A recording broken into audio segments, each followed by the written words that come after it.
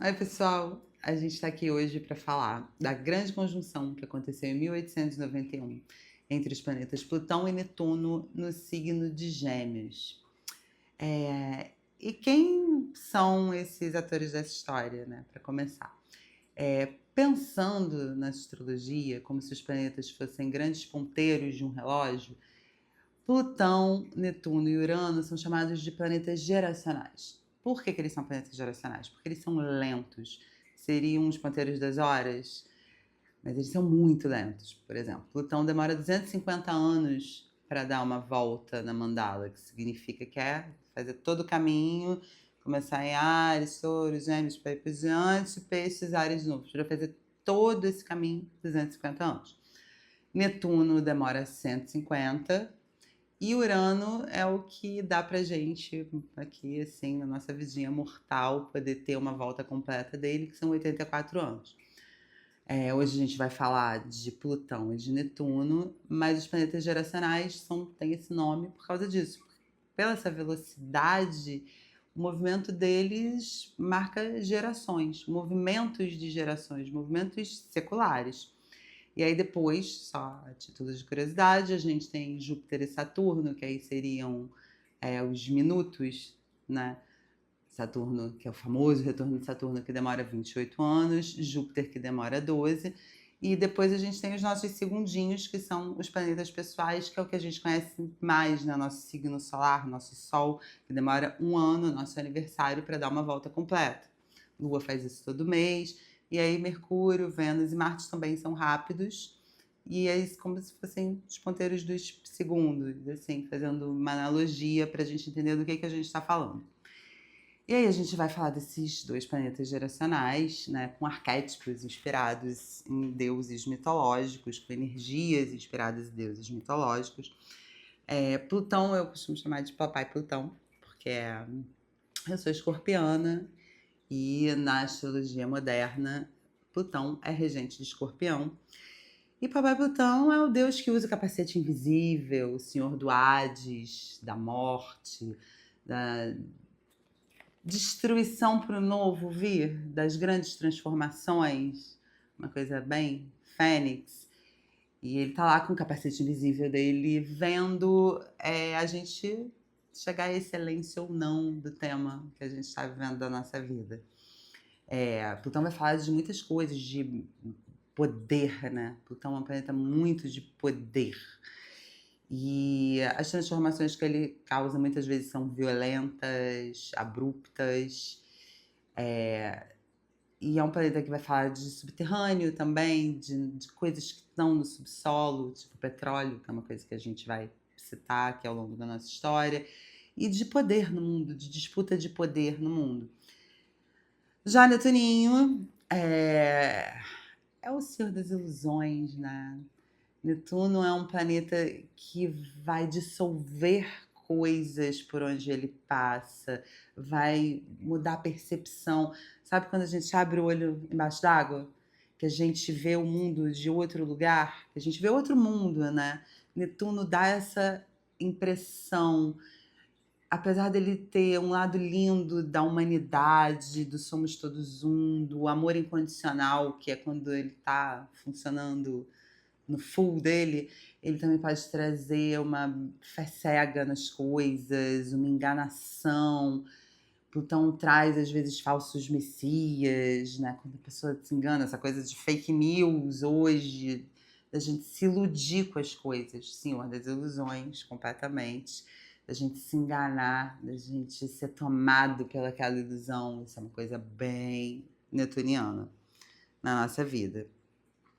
E aí, a cada 500 anos, mais ou menos, assim, 498, 500, esses planetas se encontram, marcando grandes movimentos, porque a conjunção é um aspecto de abertura, digamos assim, né? Eles se encontram e a partir daí a gente vai vendo os encontros dele em outros aspectos até chegar na conjunção de novo. A conjunção é a marca inicial dessa relação entre esses dois planetas naquele período histórico. E a gente vai falar da conjunção de 1891, mas a gente vai dar uma passeada em outras conjunções atrás para a gente entender o funcionamento disso. E essas últimas conjunções que a gente vai ter mais ênfase, principalmente as de 1891, elas aconteceram no signo de Gêmeos. E o que é Gêmeos na nossa história? É comunicação. É o signo da comunicação, das trocas, das pequenas viagens, da multiplicidade de conhecimentos, da curiosidade da humanidade, né? Gêmeos é o signo do curioso. Falam muito da fofoca, mas a curiosidade, para mim, é a grande graça de Gêmeos, assim, a curiosidade pela vida, que eu acho que é o que mantém a gente vivo, né? E é uma coisa que faz a humanidade caminhar também, a curiosidade da humanidade de saber cada vez mais das coisas, de evoluir. E Gêmeos é informação, circulação de informação, circulação de pessoas. Gêmeos é essa circulação, é o comércio, são as trocas. E aí esses dois planetas lentos, fortes, se encontram nesse signo e o que é que isso traz para a humanidade? E aí no meu passeio histórico, eu quis achar um padrão nessas conjunções, né? E aí eu fui, gente, até 3057 a.C., que foi a que eu achei que aconteceu em Peixes, a última que eu achei que aconteceu em Peixes. Eu não subi mais porque a gente tem meia hora de palestra, senão a gente fica aqui. Imagina, se eu estava em 3057 a.C., onde é que a gente pode chegar, né? Se eu for olhar todos os ciclos ao longo dos zodíacos, vai bem longe. Por quê? Porque quando eu comecei a ver, eu vi que tiveram 4 encontros em Áries, 2562 a.C., sim, estamos falando de antes de Cristo, lembra? Planetas lentos se encontram a cada 500 anos, e aí teve 2562, 2065, 1569 e 1074, todos antes de Cristo. E essa última, de 1074 a.C., ela começa no primeiro exato em Áries e ela já passa para Touro. Você vê que ele vai, a conjunção ela vai transicionando pelo signo. Aí tiveram 4 encontros em Touro, que foi em 579 a.C., e aí em 84 da nossa era. Não, 84 a.C. ainda, gente, desculpa. A primeira, que foi depois de Cristo, foi em 411 depois de Cristo. Foi a primeira que teve na nossa era. E aí depois 904 depois de Cristo. Aí eu assim, nossa, tem um padrão, olha, 44, vamos lá para de Gêmeos. Poxa vida, será que vai ter 4 em Gêmeos? Aí a gente vai chegar em Câncer e vai ser um momento que a gente vai se entender num lugar de família universal, né? Já aqui, romântica, pensando que a gente ia ter esse momento da família universal se encontrando em Câncer e despertando isso na gente. Bom, aí eu comecei a ver as de Gêmeos, né? A primeira aconteceu em 1398, a gente vai dar uma falada sobre ela.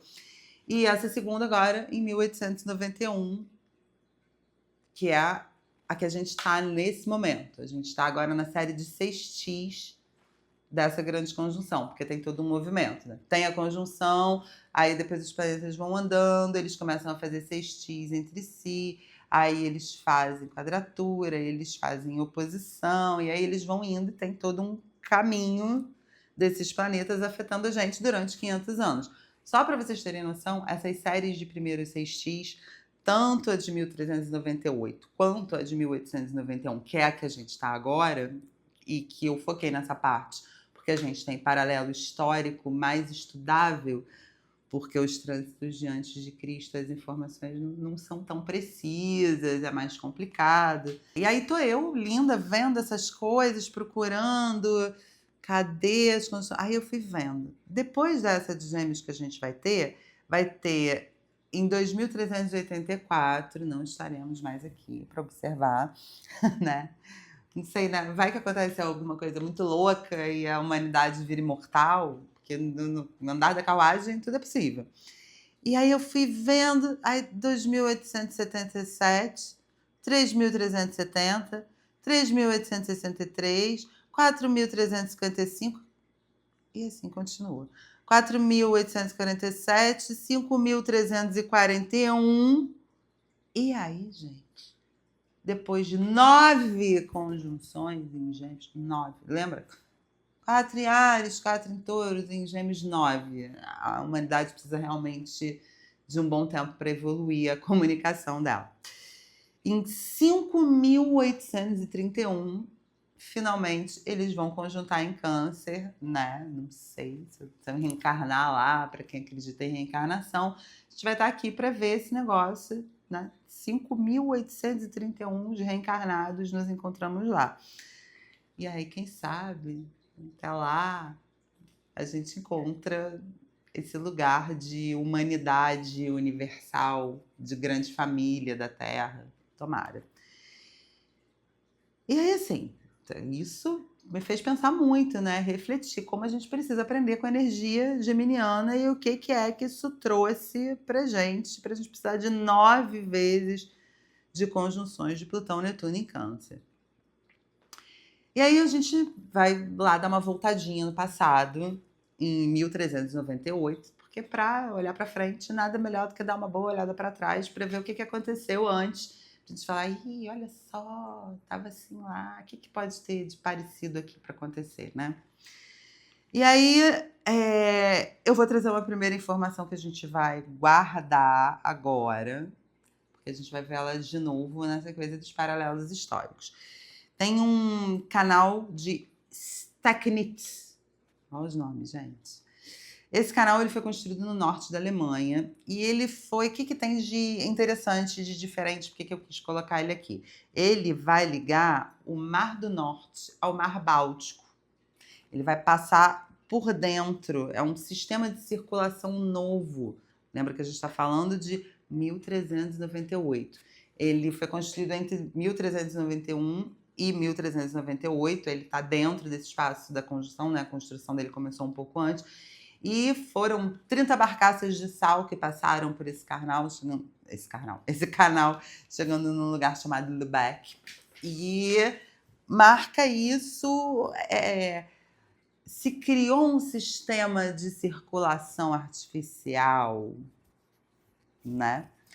Isso é circulação, a gente está falando de Gêmeos, circulação artificial, uma coisa... Netuno artificial, prótese, fantasia, virtual, a gente está tudo aí dentro do Netuno. E aí se cria uma ligação onde antes aquela ligação não existia. Vamos lá, guardem aí o canal de... Vou ler aqui de novo. Stecknitz. Espero que a minha pronúncia esteja certa, porque essa eu não treinei no Google. Agora é essa que eu treinei no Google. Em 1398, a gente teve a inauguração da Universidade de Sungkyuan, que tinha dentro dela um templo de Munmyo. Esse, gente, eu treinei, porque esse eu treinei. Munmyo é o nome do templo e Sungkyuan é o nome da universidade. Essa universidade é na Coreia. Ela foi criada, ela nasce junto com essa conjunção de 1398 e ela tá até hoje, tem mais de 600 anos. E o que eu achei muito legal? Esse templo de Munmyo, ele é um templo confucionista. É um templo criado dedicado a Confúcio e os sábios confucionistas. E tiveram práticas e rituais em sua homenagem. Até hoje tem esse templo. E eu acho lindo uma universidade ser criada, né, com essa conjunção em Gêmeos de conhecimento e informação. Apesar de universidade a gente estar lá para Sagitário, né, a gente tem esse lugar de informação e conhecimento sendo trocado. E o que eu acho mais lindo é que os princípios dessa universidade que foi criada com essa conjunção são humanidade, retidão, decência e sabedoria. E é isso, tá lá, foi fundada lá, segue até hoje, linda, funcionando. E aí a gente vai falar de uma das coisas que mais me chamou a atenção e que eu acho que mais teve relevância para a história da humanidade até hoje. Em 1400, por volta dele, porque não se sabe a data exata de nascimento dele, nasceu Johannes Gutenberg, com essa conjunção. Quem foi esse cara? O que esse homem fez por nós? Ele fez o desenvolvimento europeu da impressão com tipos móveis. O que é que isso trouxe para gente? Lembra que a conjunção foi andando? O primeiro sextil, a primeira janela de sextil, com Netuno em Libra e Plutão em Leão, foi em 1454. 1454, 1455. O que aconteceu? Gutenberg, né, inventou lá a impressão com tipos móveis. Isso mudou tudo, gente. Pensa que os livros nessa época na Europa eram manuscritos, né? Cópias manuscritas que eram espalhadas. Imagina a escala de distribuição de informação, como é que ela mudou. E uma coisa muito importante da gente ver nesse trânsito é que as escalas de circulação de informação, elas vão mudando, elas vão aumentando através dessa história. E aí, em 1454, 1455, Gutenberg imprime uma Bíblia, a Bíblia de Gutenberg, famosíssima, porque foi a primeira Bíblia impressa que rolou no mundo.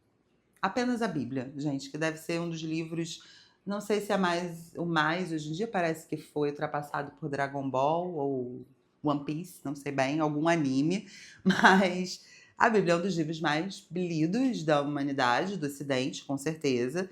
É base para muita coisa do mundo hoje. A gente, por exemplo, no Brasil, é um país extremamente cristão, a gente segue a Bíblia em muitas coisas, né, enquanto país, enquanto nação. É um Estado laico, mas a Bíblia é muito fortemente seguida e influente nas decisões até políticas que a gente tem no mundo. E a primeira que foi impressa e disseminada, porque muda. Pensa no manuscrito, passa para impressão, aquilo, né? Reproduzir, padronizar, né? E multiplicar para distribuir. Foi isso que trouxe para gente essa coisa, né, que aconteceu com uma pessoa que nasceu na conjunção, no primeiro sextil, ele traz isso para o mundo, para gente.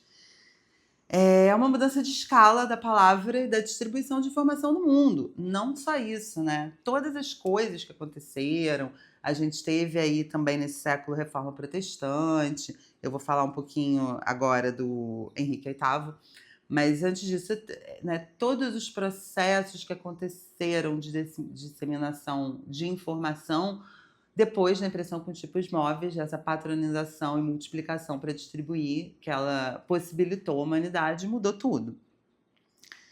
E é isso. Vamos lá, a gente vai falar agora esse sextil que aconteceu, que o primeiro teve Gutenberg, que eu estou falando que foi o sextil de Netuno em Libra e Plutão em Leão. Veio essa história do Gutenberg. Depois a gente vai ter com Netuno em Áries e Plutão em Aquário, que é o que a gente está hoje, a gente vai falar dele também. E aí, o que a gente vai ter? Em 1534, em pleno sextil, o Henrique é filho de um sextil, ele tem Netuno em 25 de Sagitário e Plutão em 29 de Libra. É o final desse sextil que aconteceu primeiro em Libra e Sagitário. Ele nasce com esse sextil no mapa dele. E aí, né, 1534, o que acontece com esse homem? Esse homem era um homem muito casador, e vocês já devem ter ouvido falar de Henrique VIII. Henrique VIII casou, separou, não. Na verdade, ele casou, ele queria separar. E a igreja não podia separar. Ele encheu o saco e falou, acabou. Acabou. Quando teve o sextil de Netuno em Áries e Plutão em Aquário, que é o que a gente está agora, ele separou da Igreja Católica. Ele funda a Igreja Anglicana e vira o chefe da igreja. Que isso é muito poder. Lembra lá do poder de Plutão? Né? Separou porque ele queria poder se divorciar para poder casar de novo. E aí foi e virou o chefe da igreja. Então, quem passa a falar em nome da igreja na Inglaterra é o rei. Né? Até hoje, inclusive, isso permanece. O chefe da igreja anglicana é o rei. essa junção de poder que acontece na Inglaterra. E isso acontece nesse sextil. Henrique VIII, que nasceu no primeiro, e quando tem o de Netuno em Áries, Plutão em Aquário, ele faz essa revolução e fala: acabou tudo. Agora eu sou o chefe da igreja, eu detenho o poder da igreja, eu falo pela igreja, né? Quem virou o líder e o detentor da fala, do poder da igreja, foi o rei nesse momento, Henrique VIII. E aí uma coisa muito legal que também aconteceu com outro filho desse sextil, esse foi Copérnico, né? Gosta de astrologia, às vezes gosta de astronomia também. Copérnico, cara, é filho de um sextil. O sextil dele foi com Netuno em 18 de Escorpião e Plutão em 16 de Virgem. O que Copérnico fez por nós, gente? Copérnico simplesmente explicou pra gente que Terra não é o centro do rolê. O centro do rolê é o Sol. Foi o heliocentrismo. Ele fez a gente se entender como galáxia, se entender com o funcionamento. Ele mudou a astronomia toda como a gente conhece até hoje. Quem fez isso por nós foi o senhor Copérnico. Ele saiu do modelo geocêntrico para o modelo heliocêntrico que escalou para o mundo. E é apenas uma nova representação do cosmos que esse sextil traz pra gente.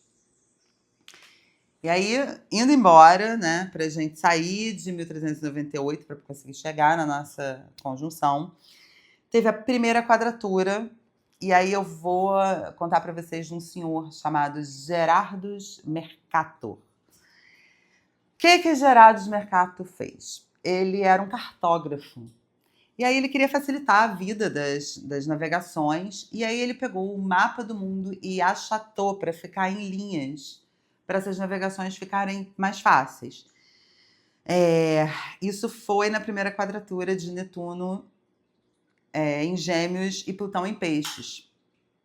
Foi em 1569, Mercator lança esse mapa mundi, que é o mapa mundi, que até hoje a gente ainda usa, inclusive. E aí onde eu acho que é a parte de quadratura disso? Porque esse mapa mundi, ele deu uma noção eurocêntrica pra gente. A Europa virou o centro do mundo. Os continentes, e aí vai muito no Netuno, quando ele achatou o mapa para ficar mais navegável em linhas, ele distorceu o tamanho dos continentes. A Groenlândia é gigantesca, é quase o tamanho da África. Assim, é uma distorção que não corresponde à realidade do tamanho dos continentes. Hoje a gente acha outros modelos. Teve um japonês, se eu não me engano, que fez baseado em dobraduras, um outro tipo de modelo que a gente consegue botar a Terra numa expressão mais realista. O senhor Gerardus, quando ele fez o mapa, eu acho que a intenção dele foi realmente tornar o mundo mais navegável, facilitar a nossa vida. Mas essa distorção acabou jogando a gente nesse lugar de eurocentrismo, da Europa ser o centro do mundo, dos países do norte serem muito maiores, né? E é uma representação que no nosso inconsciente, bem pisciano, ficou aquele lugar da Europa ser o centro, ser maior, América do Norte, tudo maior, a Groenlândia gigantesca, que não correspondia à verdade. Eu acho que o senhor Mercator ele nem tinha essa intenção, ele queria realmente facilitar como cartógrafo a vida da gente, mas ele conseguiu criar no inconsciente coletivo essa ideia eurocêntrica de que a Europa é maior, é o centro de tudo, e está muito longe de ser isso, tá, gente? Eu acho bem interessante, inclusive, vocês procurarem. Tem outros modelos de mapa que são feitos hoje que são mais precisos, sem distorção, porque para mim essa coisa da distorção, dessa imagem falsa, falaciosa do mundo, isso é muito Netuno.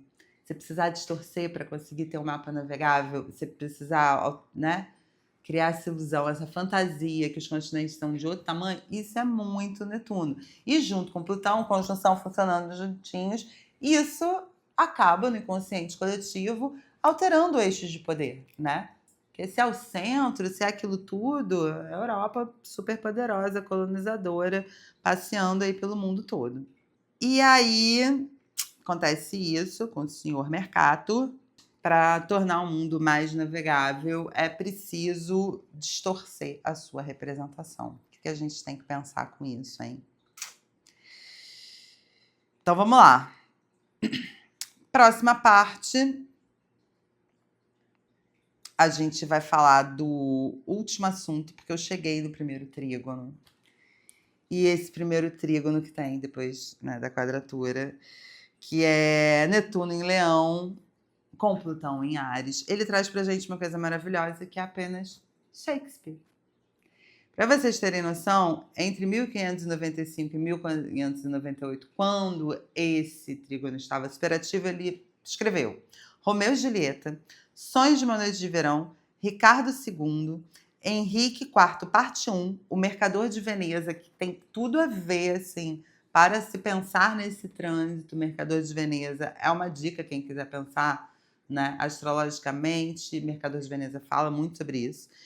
Henrique IV, parte 2. Ele escreveu isso tudo entre 1595 e 1598, com esse trígono maravilhoso rolando no céu, né? Orando para o que vem para nós aqui no nosso. Essas datas de peça, elas vão variar um pouco, mas elas foram dentro desse período. E ele escreveu isso apenas nesse período. E aí eu fico pensando, né? Shakespeare foi uma revolução na comunicação.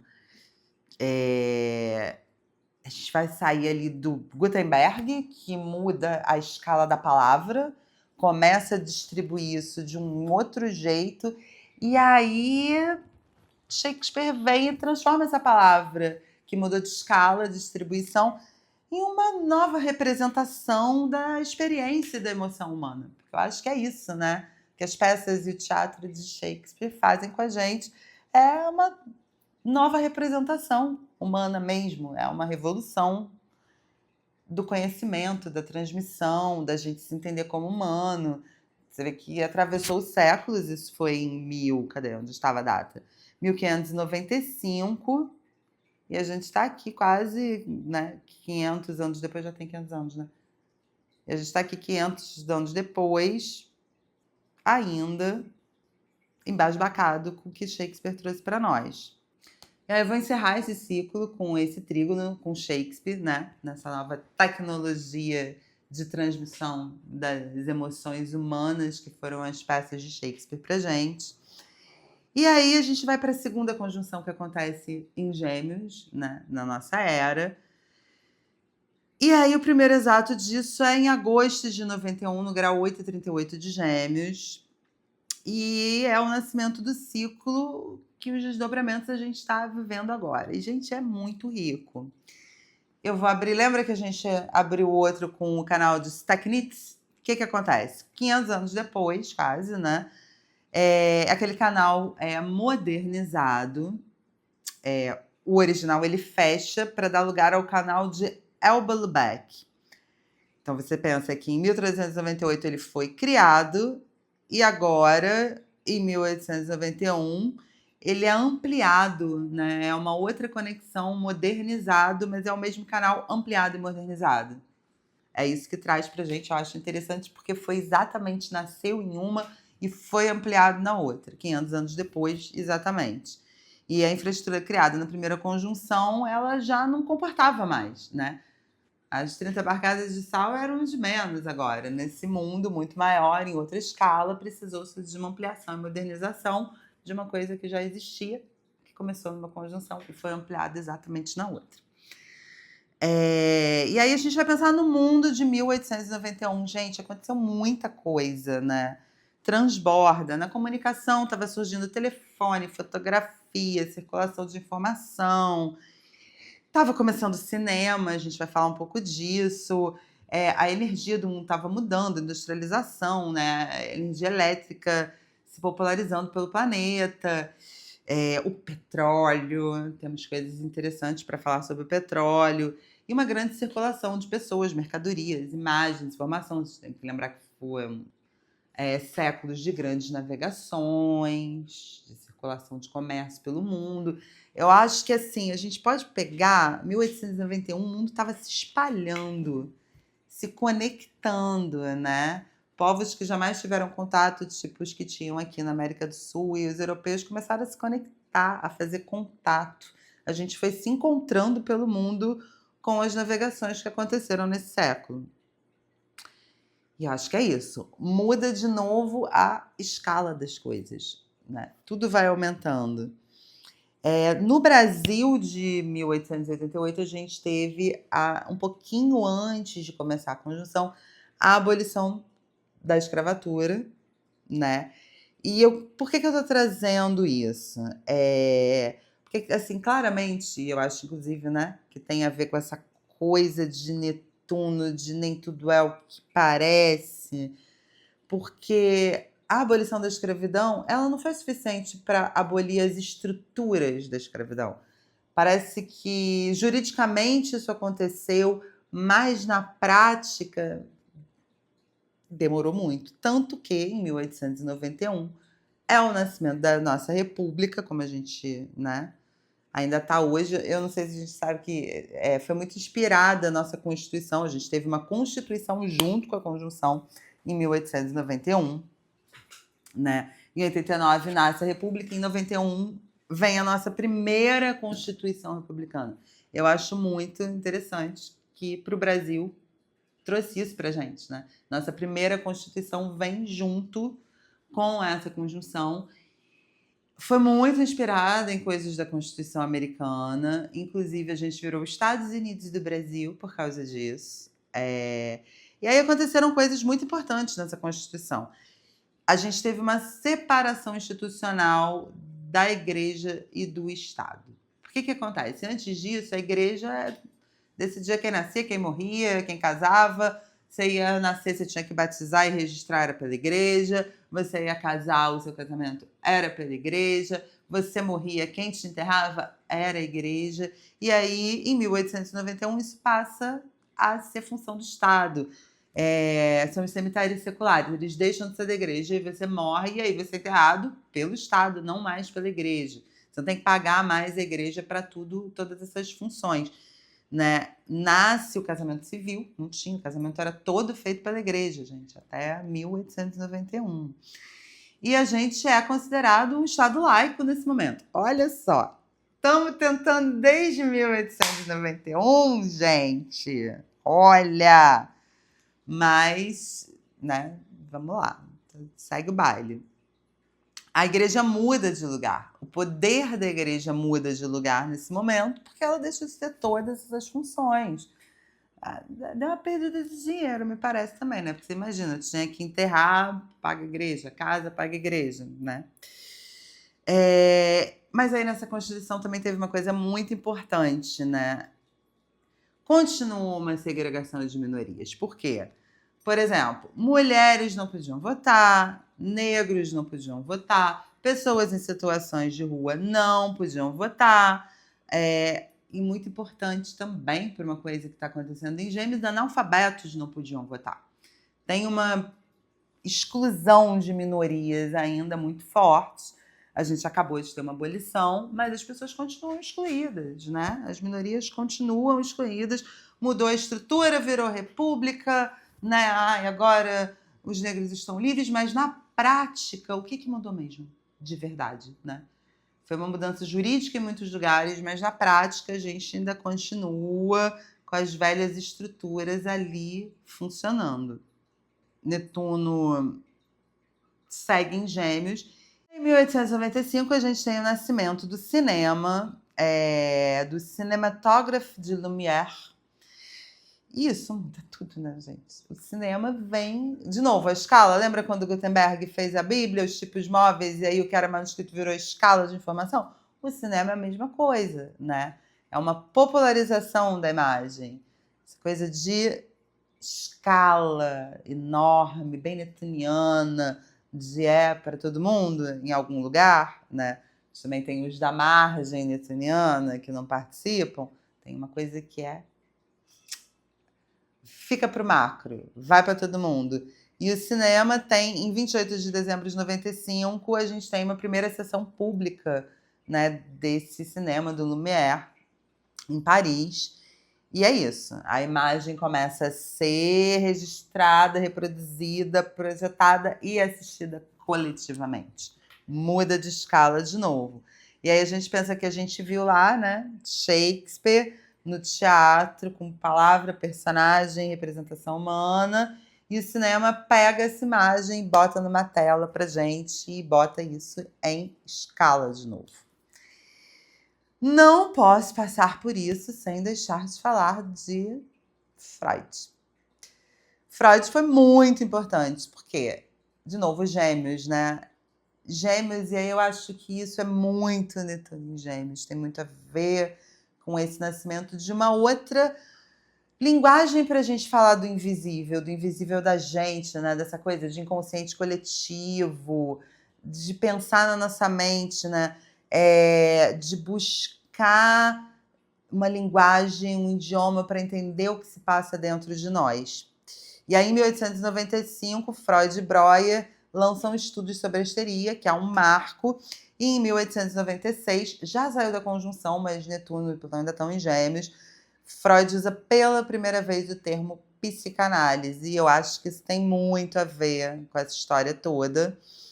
E aí, né, sintoma, sonho, associação, narrativo, estudo dos sonhos, isso tem muito a ver com Netuno em Gêmeos, né? E se a gente for começar a pensar pela conjunção, Freud já estava pensando nessas coisas, ele já estava fazendo esses estudos na conjunção e a gente vai vendo isso desaguar ao longo desse século que vem depois. E aí a gente segue o nosso fluxo, né? Gutenberg, palavra reproduzida. Shakespeare, palavra representa a experiência humana. E aí Freud vem com a palavra representando a experiência humana invisível, aquela que está dentro da gente. E é isso, a palavra torna esse acesso, né? Ela dá esse acesso, esse instrumento para a gente se conectar e falar com o que não é visível. E aí a gente vai para uma outra coisa que eu também não posso deixar de falar, que é o petróleo. Em 1891, em Grand Lake, St. Mary's, Ohio, é explorado o primeiro poço sobre a água. E não pode ter mais Plutão Netuno, né, do que explorar petróleo no mar. Então, para mim, essa conjunção tem muito a ver com isso. Aí, em 1896, é a primeira perfuração avançada sobre o oceano a partir de Pierce, em Summerland, na Califórnia. E em 1947, aí, né, inaugurado e está num sextil, é o marco de exploração offshore moderna em mar aberto. Então, que começou lá no primeiro, em 1891, em Grand Lake, St. Mary's, Ohio, vem aqui em 1947 ser realmente no oceano a primeira exploração offshore. E é isso, primeiro a gente foi por cima d'água e depois a gente entrou debaixo d'água e depois saiu da costa. E assim, o que me parece que é uma coisa que ela aparece ali na conjunção, né? Foi a primeira embaixo d'água, ela, de novo, escala nos sextis e muda de nível e muda de escala. A gente foi debaixo d'água e aí a gente foi para o offshore, foi para fora da costa, foi para o oceano e indo como a gente está, né? Foi caminhando. Dentro do nosso século, a gente tem 91 anos desses sextis. Eles começam a acontecer e eles passam 91 anos entrando e saindo de órbita. E acontecendo e trazendo acontecimentos pra gente, que é o que a gente está agora. A gente já vai chegar lá. O primeiro sextil do nosso ciclo foi em 1945, com o Netuno em Libra e Plutão em Leão. E deixa eu ver aqui datas para vocês.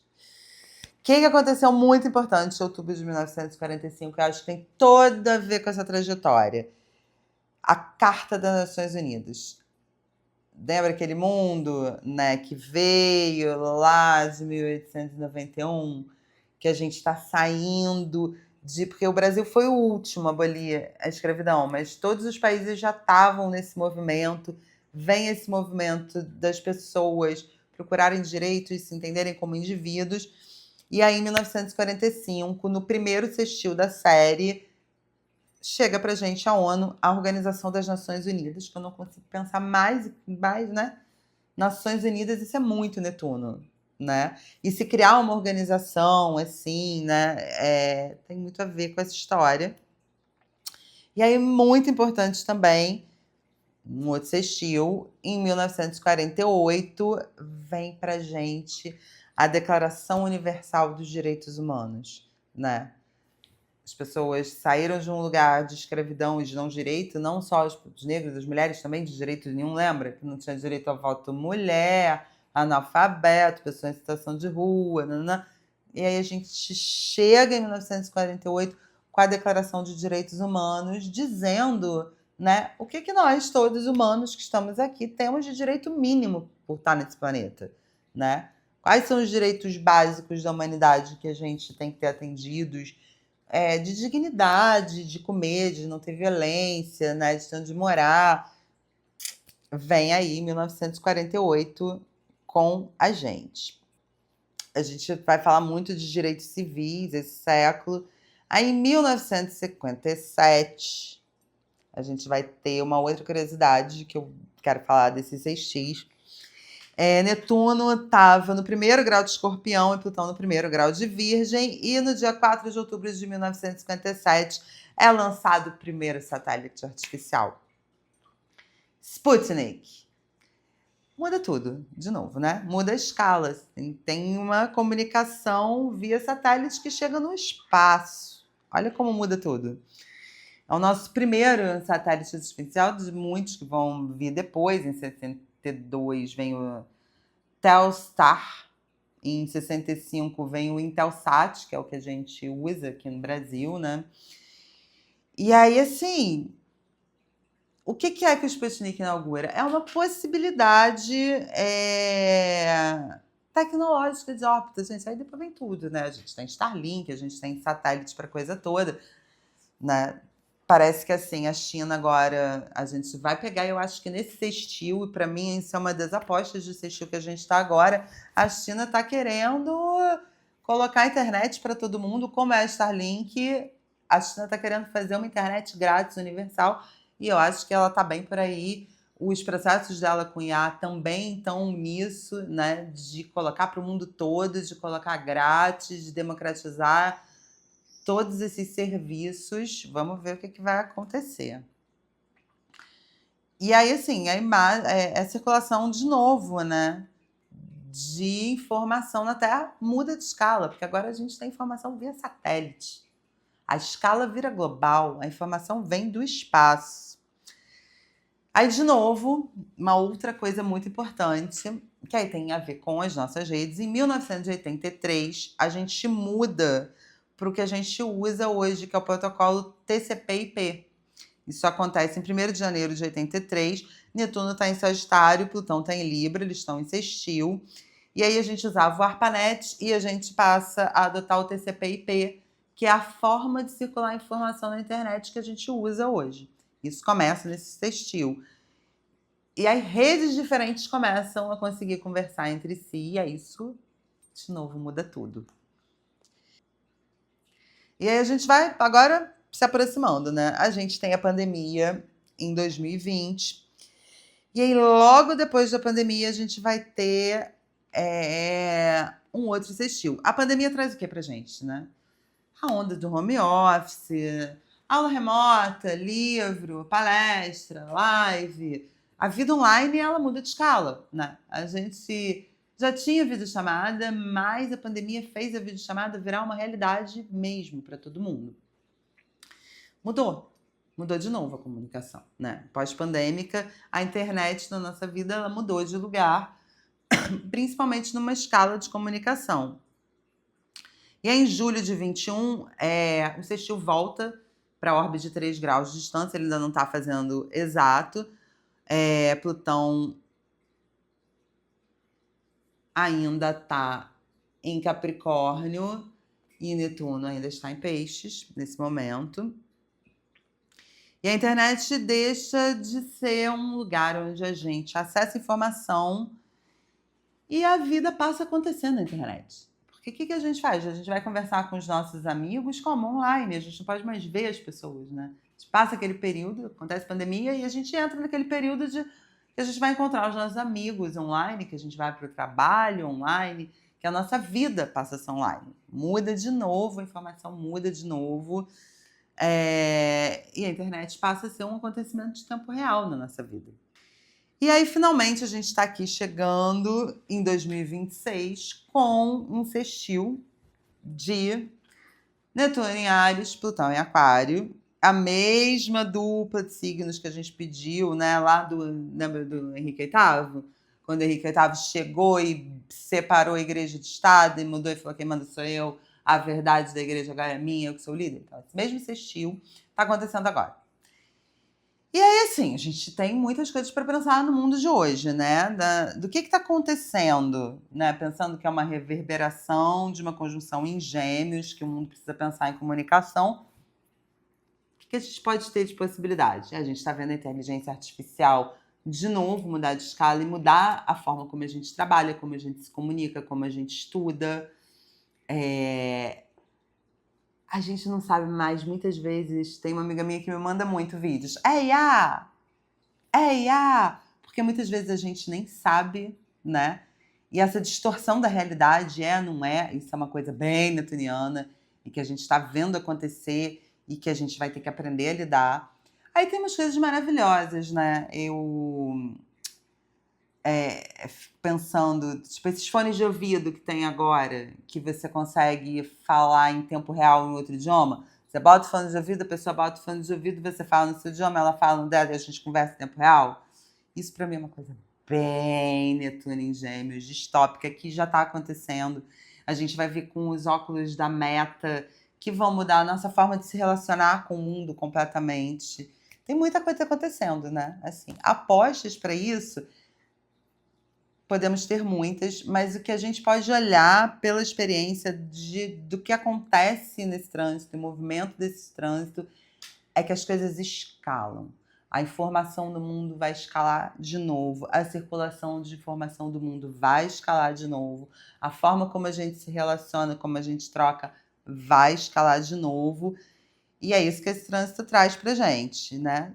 Daqui para frente é previsão para a gente pensar. A primeira quadratura do nosso ciclo vai acontecer só em 2061, que vai ser com o Netuno em Gêmeos e Plutão em Peixes de novo. O que será, né? Da outra vez, o Gerados Mercato de distorcer o mundo para a gente poder circular melhor nele. O que será que essa próxima quadratura pode trazer para a gente?